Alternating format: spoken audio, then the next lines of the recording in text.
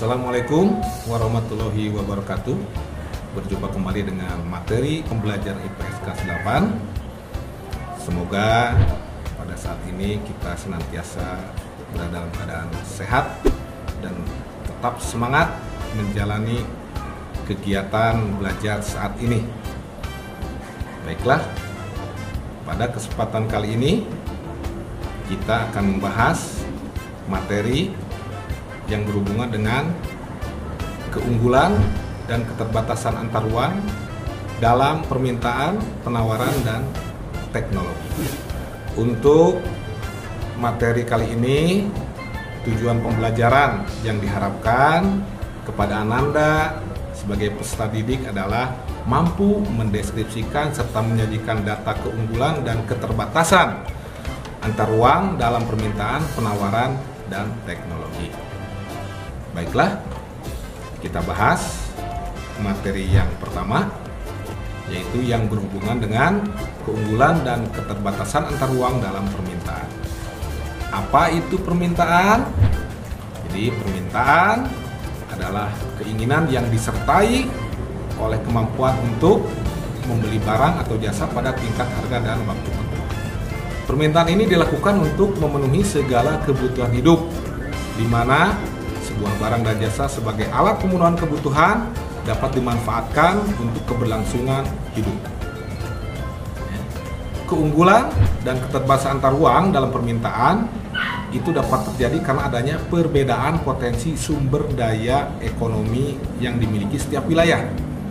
Sebagai contoh, wilayah pedesaan dengan wilayah perkotaan jelas memiliki potensi sumber daya ekonomi yang berbeda, apalagi jika wilayah tersebut sudah dalam lingkup antar negara. Nah, kemudian bahwa keunggulan dan keterbatasan antar uang terhadap permintaan ini dipengaruhi beberapa faktor. Yang pertama adalah harga barang itu sendiri. Jadi semakin rendah harga suatu barang, maka semakin banyak pula permintaan akan barang tersebut. Begitu pula sebaliknya, jika harga barang tersebut mengalami kenaikan, maka permintaan akan barang tersebut juga menurun. Lalu, faktor yang kedua adalah harga barang lain yang terkait. Maksud dari harga barang yang terkait adalah yang berhubungan dengan barang substitusi atau barang pengganti dan barang komplementer atau barang pelengkap. Jika harga barang substitusi dan barang tersebut menurun, maka permintaan terhadap barang penggantinya itu akan menurun. Begitu pula sebaliknya. Namun yang berhubungan dengan harga barang komplementer, jika harga barang komplementer itu turun, maka permintaan dan akan barang tersebut itu akan mengalami penurunan pula. Begitu pula sebaliknya. Lalu yang ketiga, tingkat pendapatan. Semakin tinggi tingkat pendapatan, maka akan meningkat pula tingkat kemampuan permintaan. Lalu yang keempat, selera masyarakat.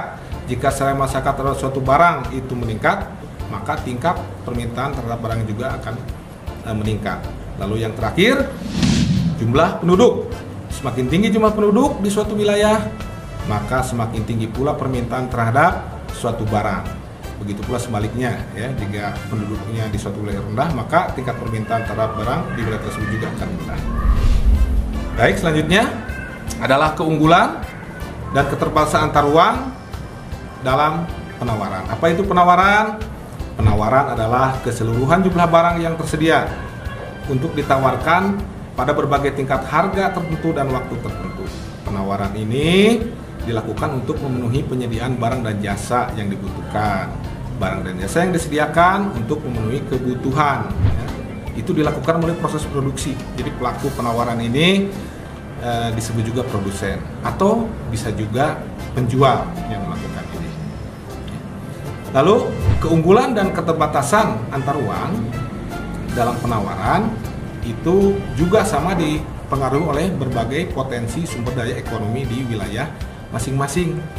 Ya, sebagai contoh, suatu wilayah yang memiliki sumber daya agraris, misalnya pertanian, perkebunan, peternakan, perikanan, kelautan, dan sebagainya, itu akan menawarkan produk-produk agraris ke wilayah yang kurang memiliki sumber daya agraris.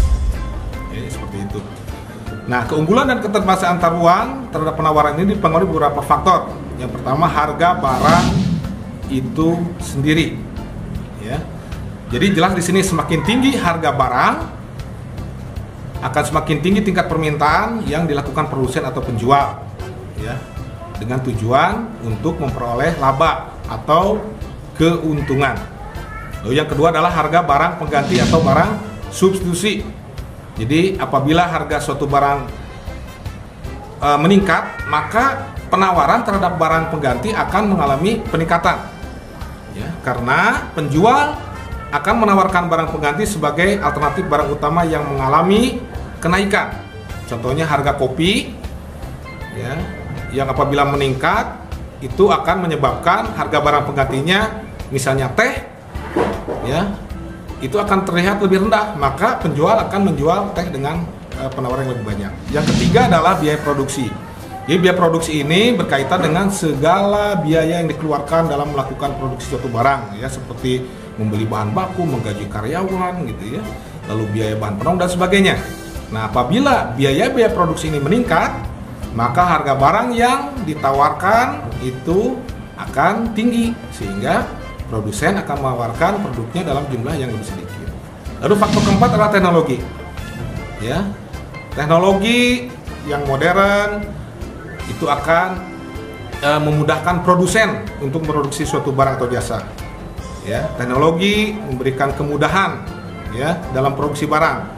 Ya, hal ini bisa menekan biaya produksi. Lalu yang kelima, kebijakan pemerintah. Hal ini berkaitan dengan kebijakan pemerintah dalam hal produksi, misalnya adanya intensif untuk bentuk pemberian modal yang murah. Ya. Kemudian juga dalam kegiatan pasca produksi, misalnya pemberian pajak, ya, misalnya pajak penjualan, pajak pertambahan nilai, dan lain-lain.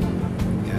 Dan jelas kebijakan ini itu juga bisa menekan biaya produksi yang rendah sehingga harga jual barang tidak tinggi.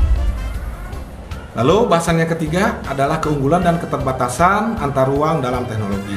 Jadi sudah tidak dapat dipungkiri bahwa teknologi memberikan banyak manfaat, ya, dan pengaruh besar dalam pemenuhan kebutuhan.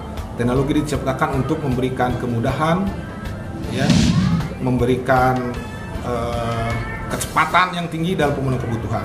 Jadi penguasaan kecakapan teknologi itu sangat berpengaruh besar terhadap suatu wilayah.